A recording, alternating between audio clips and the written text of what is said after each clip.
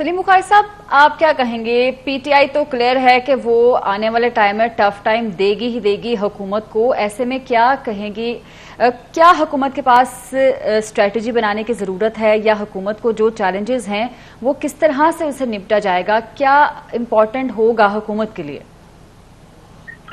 देखिए, ये मैंडेट चोरी वाली बात जो है, इसके अंदर बहुत हद तक आप अगर ये एज्यूम कर लें कि बहुत हद तक सच्चाई है, तो जरा थोड़ा सा चलिए वापस 2018 के इलेक्शन के ऊपर जाइए। जिस किस्म की धांधली, जिस किस्म की इरेगुलरिटीज उस वक्त हुई थी, उनका तो दुनिया में उसकी भी कोई मिसाल नहीं है।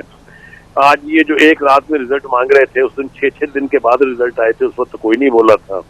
जब वो जिन्होंने वो सारा धांधला करवाया था, उन्होंने बाद में अपनी गलतियां तस्लीम भी की हैं, मान भी लिया है उन्होंने। तो इस वजूद भी 4 साल तक हुकूमत तो की थी ना पीटीआई ने। मैं कहने का मतलब ये बिल्कुल नहीं है कि ऐसी हुकूमत के पास मैंडेट ही ना हो, उसको हुकूमत करनी चाहिए।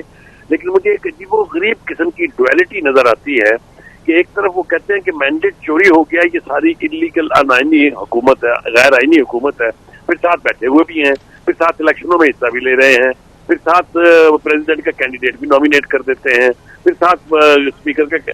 मुझे अजीबो-गरीब किस्म की डुअलिटी नजर आ रही है इसमें कि अगर ये इलीगल है, अगर इनके पास मैंडेट नहीं है, तो मत बैठे ना इस असेंबली में ताकि इलेक्शन दोबारा हो सके।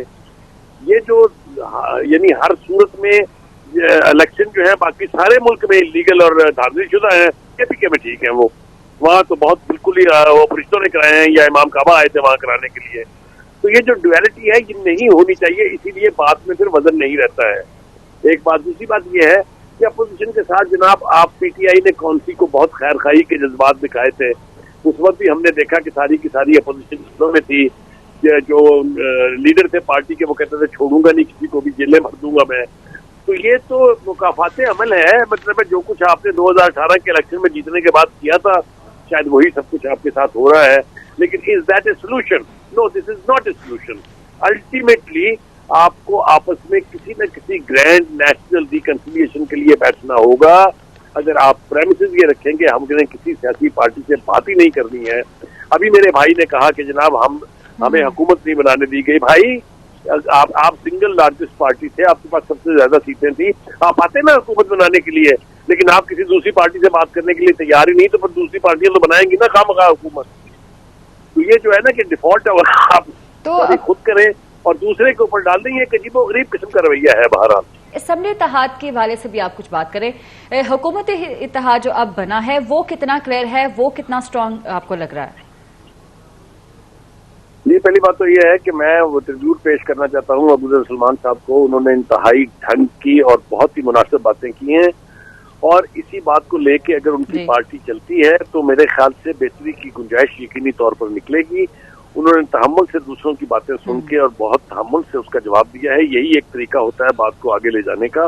मैं तवक्को करता हूं कि उनकी पार्टी की लीडरशिप भी इसी स्पिरिट को अपनाकर दूसरों के साथ बातचीत अगर नहीं करेंगे। अब आप देखिए जो अलायंस बन रही है इनकी, वो बड़ी अजीबो-गरीब है। मौलाना फजल रहमान साहब को केपीके के अंदर मुस्लिम लीग नून या पीपल्स पार्टी ने तो नहीं हराया ना, तो केपीके के हाथों आ रहे, वो पीटीआई के हाथों आ रहे हैं, उनके कैंडिडेट से आ रहे हैं। तो वो अलायंस अजीबो-गरीब सी लग रही है। कल तक उनको किन किन नामों से बुलाया जाता था वो भी आपको याद है। खुद मौलाना साहब क्या क्या इरशादात फरमाते थे पीटीआई की लीडरशिप के बारे में, वो भी सबको याद है। तो ऐसी अलायंस जो है उसका क्या मतलब, और कितनी सीटें हैं उनके पास जो उनकी अलायंस से कोई रेडिकल फर्क पड़ने जा रहा है। देखिए, जब तक खान साहब को ये रियलाइजेशन नहीं होगी कि जो मेन स्ट्रीम पोलिटिकल पार्टीज हैं, जो पोलिटिकल एंटिटीज कह लीजिए, चलिए आप उनको पार्टीज ना कहिए, जब तक आप उनसे डायलॉग नहीं करेंगे, कोई एक नेशनल अप्रोच ना बनाई जा सकती है, ना अपनाई जा सकती है। और जब तक ये नहीं होने जा रहा, पाकिस्तान का कोई मसला हल होने नहीं जा रहा है। अब आ जाइए आप हुकूमती अलायंस जो है, ये हुकूमती अलायंस जो है ये वक्त की जरूरत थी। आपको याद होगा पीपल्स पार्टी और नून लीग के बीच में जिस तरह की इलेक्शन कैंपेन हुई है, ये तस्वुर भी नहीं किया जा सकता था कि ये कभी आपस में मिलकर बैठ जाएंगे।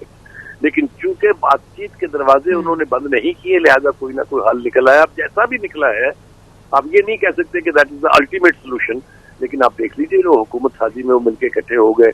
मेरे ख्याल से ये जो आपने इब्तिदा में थोड़ी सी गुफ्तगू की थी धड़ेबंदियों की, मेरे ख्याल से पीटीआई के अंदर जो रियलाइजेशन बहुत जरूरी है वो ये कि उनका जो पॉलिटिकल एलिमेंट है, उनकी पार्टी का जो बहुत बड़ा स्ट्रॉन्ग एलिमेंट है, उसी को प्रवेल करना चाहिए।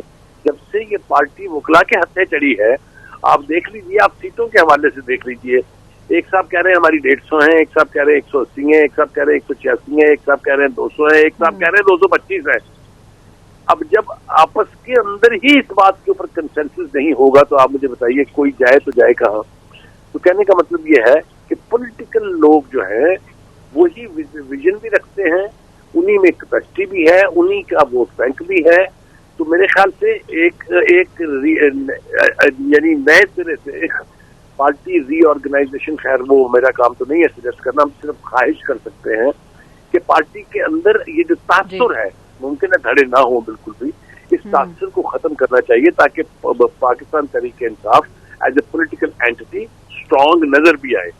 तो जहां तक हुकूमती अलायंस का आपने सवाल पूछा है, ये बहुत बड़ा टेस्ट है इनका, ये टेस्ट में पास हो पाएंगे कि नहीं, एक पेज पर रहेंगे कि नहीं। एक पार्टी कहती है हम जनाब सदर हमारा बना दें, चेयरमैन सेनेट हमारा बना दें, बलूचिस्तान का चीफ मिनिस्टर हमारा बना दें, हम वजारतें हम नहीं लेंगे, बाकी जहां खुद मारे। ये अजीबो गरीब किस्म की अलायंस है, unnatural alliance to be very honest. बिल्कुल जैसे सही कह रहे हैं हसीन बुखारी साहब, ये बहुत ही अजीबो गरीब किस्म की एक अलायंस है। जैसे कि हमने कैंपेन में भी देखा कि एक दूसरे के खिलाफ रहे हैं, पीपल्स पार्टी और नून लीग एक दूसरे पर बातें भी कसते रहे हैं।